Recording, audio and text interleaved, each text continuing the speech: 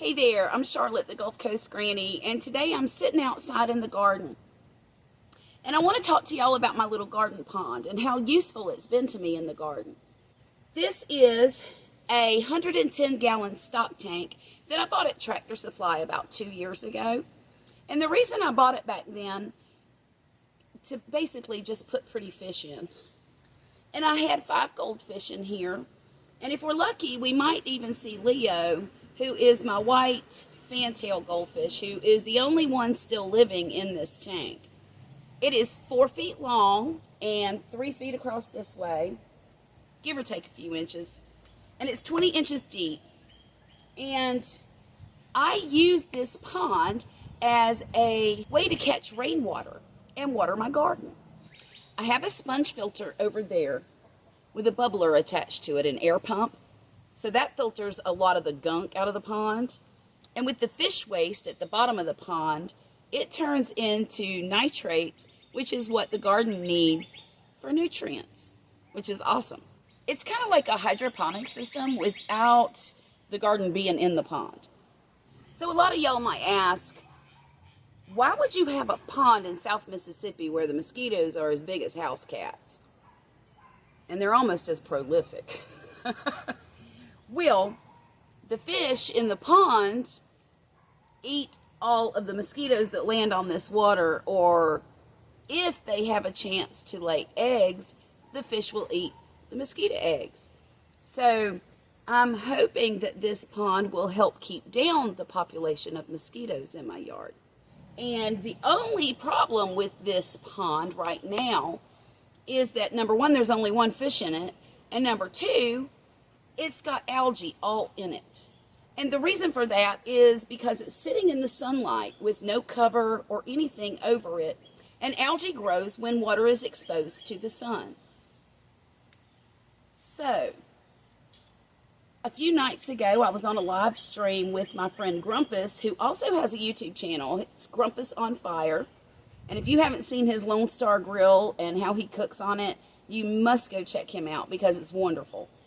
But we were in a live stream talking about this pond.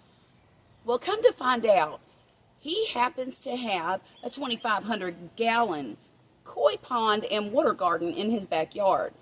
So he advised me to go to this website called lilyblooms.com and order myself a water lily. He said it will grow extremely fast and it'll spread out and cover this whole pond, and that will fix my algae problem. Well, I did. There she is. And I'm very, very happy with this water lily. It has already sent up 2 brand new leaves since I put it in here about 4 days ago. Let me get you closer. Look how beautiful these leaves are. They come up under the water and they're red, this deep burgundy color.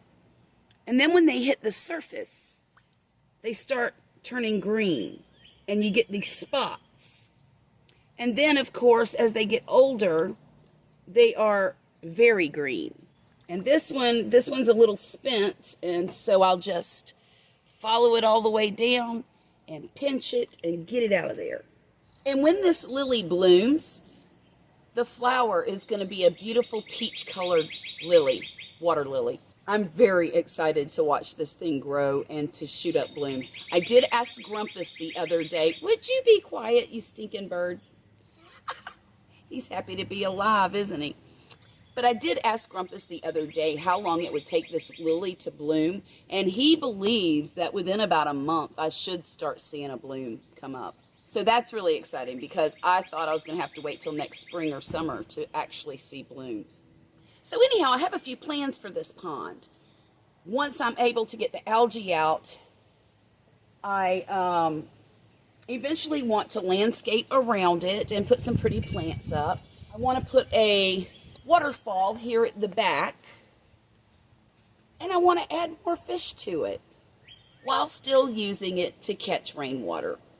Now, fortunately this year, rain has not been a problem at all, because I was curious about this the other day, and I went to our local weather station to find out how much rain we've gotten since the beginning of the year. 65 35 inches of rain, and most of that has happened since April. I know for a fact that in the month of June we got about 29 inches. This month I'm not sure what the totals are yet because of course the month isn't over with. But rain has not been a problem in the garden this year. In fact, I have come out before and seen this pond nearly overflowing because of how much rain we've gotten. But anyhow, I just wanted to let you know that I have this amazing water feature here, and I haven't really done anything with it since we moved to this property.